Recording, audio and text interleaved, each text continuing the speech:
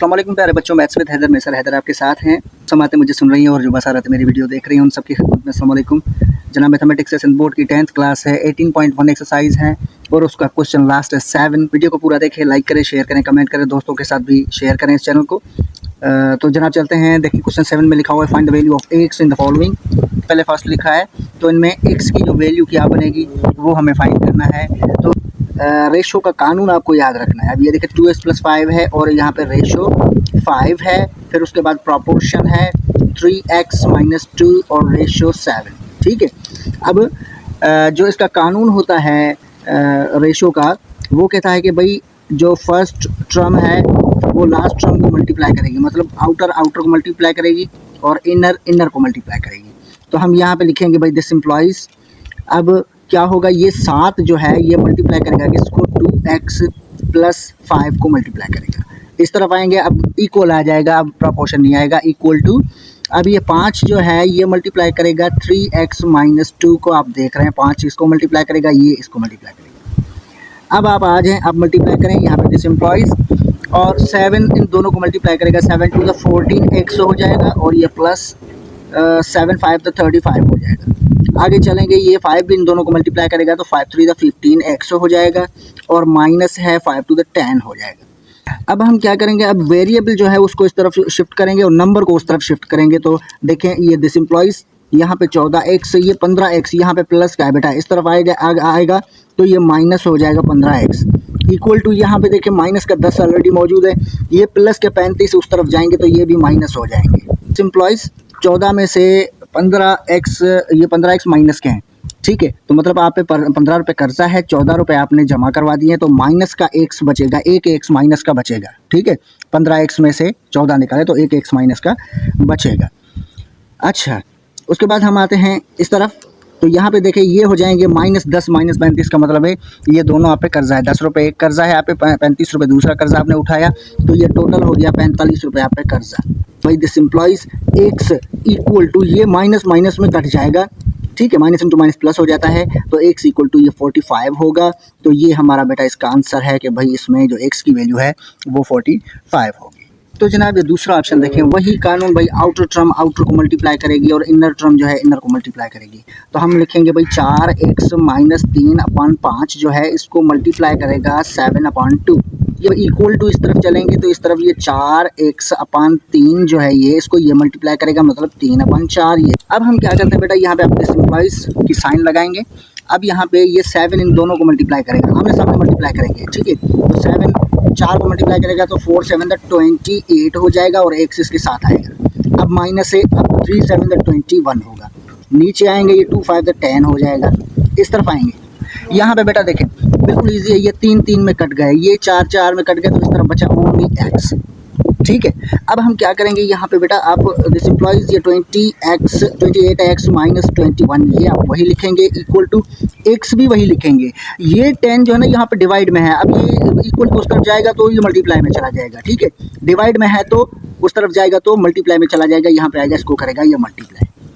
Okay, तो अब बेटा ये हो जाएगा this employees 28x - 21 equal to ये हो जाएगा 10x।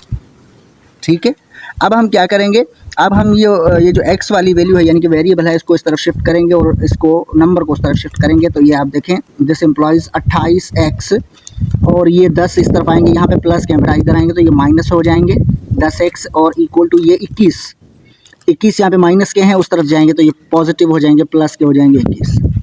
आपको वैल्यू इसकी मिल जाएगी x की। 28x में से आप 10x निकालें तो आपको मिलेगा 18x और यहाँ पे होगा 21।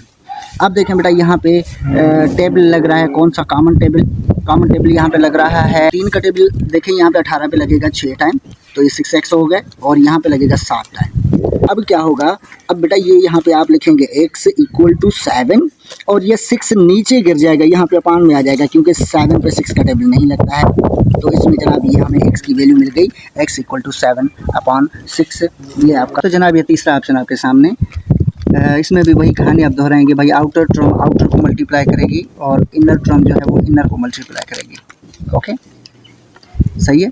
अच्छा, तो हम यहाँ पे आते हैं, अब क्या होगा देखें, x - 3/2 इसको मल्टीप्लाई करेगा, आउटर टर्म का मतलब है ये 4 अपॉन ये वाला x प्लस 4 ये। अब यहाँ पे हम इक्वल की साइन देंगे और यहाँ पे देखेंगे 5 अपॉन x माइनस 1 को मल्टीप्लाई करेगा ये वाली पेयर, मतलब x माइनस 1 अपॉन 3। ठीक है बेटा। अब यहाँ पे आते हैं दिस इम्प्लाइज, यहाँ पे थोड़ी कैंसिलेशन हो रही है, 2 का टेबल यहाँ पे लगेगा 2 टाइम। ठीक है बेटा।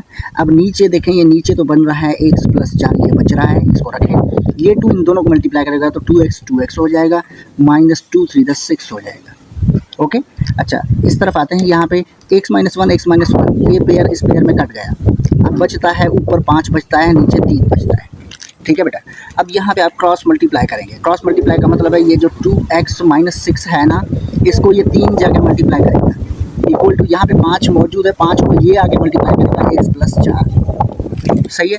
अब आप मल्टीप्लाई करें, ये 3 ये इसको भी मल्टीप्लाई करेगा तो 3 to the 6x हो जाएगा और माइनस ये हो जाएगा 18, 3 6 18। यहाँ पे आएंगे 5x होगा, ये 5x और प्लस 5 4 20 हो जाएगा। ओके। अब आप वेरिएबल को इस तरफ शिफ्ट करें, तो ये 6x होगा, ये 5x इस तरफ आएगा, यहाँ पे प्लस का इधर आएगा तो माइनस हो जाएगा 5x, और यहाँ पे 20 ऑलरेडी मौजूद है और ये माइनस के 18 उस तरफ जाएंगे तो प्लस हो जाएंगे 18। तो अब इसका आंसर आपको मिल गया, 6x में से 5x निकालें तो 1x बचेगा और 20 और 28 हो जाएंगे। ये आपका आंसर है भाई, ये हो गया। अच्छा जनाब, ये चौथा ऑप्शन आपके सामने है, यहाँ पे देखें, इसमें भी आप वही कहानी दोहराएंगे भाई। आउटर टर्म जो है वो आउटर को मल्टीप्लाई करेगी और इनर जो है वो इनर को मल्टीप्लाई करेगी। तो हम यहाँ पे लिखेंगे a² minus AB plus B², ये तो वही रहेगा, और इसको आके मल्टीप्लाई करेगा कौन, ये वाला a plus B whole square. अच्छा, इस होल स्क्वायर को ना, ये इसका मतलब है कि a प्लस B के 2 पेयर हैं, तो आप दोनों को अलग अलग करके लिखेंगे। आप लिखेंगे a प्लस B, ठीक है, और दूसरा भी लिखें a प्लस B, हमने तोड़ के लिखा है इसको। ठीक है। अच्छा आगे चलते हैं, यहाँ पे इक्वल देंगे। अब यहाँ पे एक तो x है, ठीक है, इसको मल्टीप्लाई करेगा कौन, ये वाला। अब यहाँ पे फार्मूला लगेगा, कौन सा फार्मूला लगेगा कि भाई जब a³ और प्लस b³ को हम तोड़ें तो इसमें से एक मिलेगा हमें a प्लस b का पेयर, और बाकी जो बचेगा वो होगा a² माइनस AB और प्लस B², दूसरा ये होगा। ठीक है। तो अब हम इसको तोड़ते हैं इसमें, तो इसको तोड़ेंगे तो हमें ये मिलेगा, तो इसमें से एक तो a प्लस b का पेयर अलग कर दें, ठीक है, और दूसरा इसमें से ये पेयर भी अलग हो जाएगा, a² माइनस AB और प्लस B², ये अलग हो जाएगा। और अपॉन में क्या है, अपॉन में देखिए ये है a माइनस b।